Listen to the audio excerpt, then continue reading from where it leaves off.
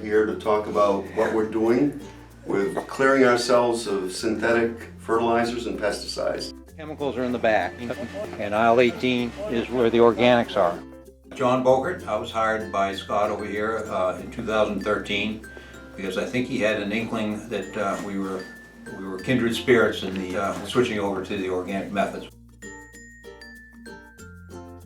The first thing was to banish the low-hanging fruit. The first thing to go was the neonicotinoid insecticides as totally incompatible with organic methods or any common sense. You know, it doesn't make any sense to put a pesticide on everything before you know whether it has a problem or not.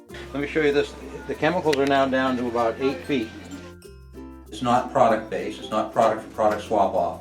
It's more of a cultural thing to do. Holistic approach. It's a holistic approach. So that brought me down to what is the holistic part of it, and it comes down to soil, the life in the soil. We talked about microbes. The first section I wanted people to see was talking about the living soil. Here's where we're going to put our microbial simulators. You get the soil testers, beneficial insects down below. Science behind the soil. It's not as simple as just putting one product down and expecting everything to turn out well. It's a finely balanced system.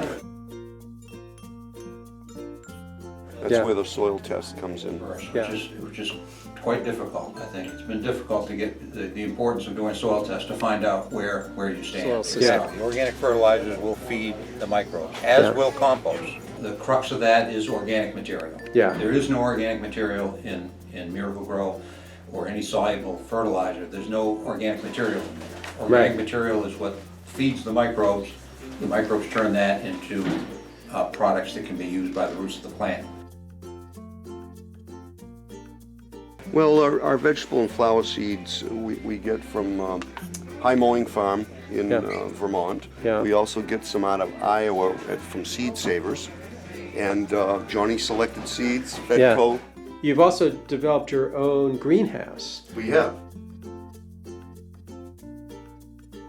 Well, we wanted to provide organic seedlings primarily for vegetable seedlings, but we also did flowers this year, hanging baskets, and on and on. And people loved it. They came from all over to get something that didn't necessarily have neonicotinoids in it.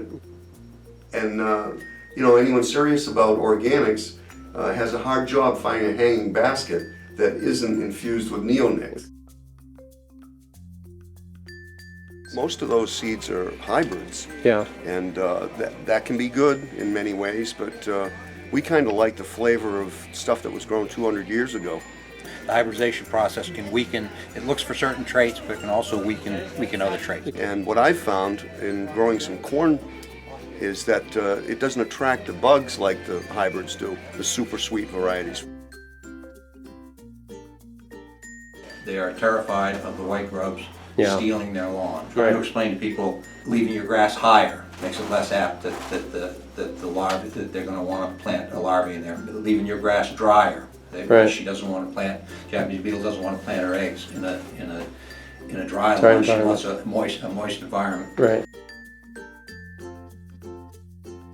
This year it's been largely or overwhelmingly positive. I really only had a few people that were disappointed we didn't carry the products they were used to. I just got back from the ACE fall show, and I was pleasantly surprised to see a lot more organic product on display there.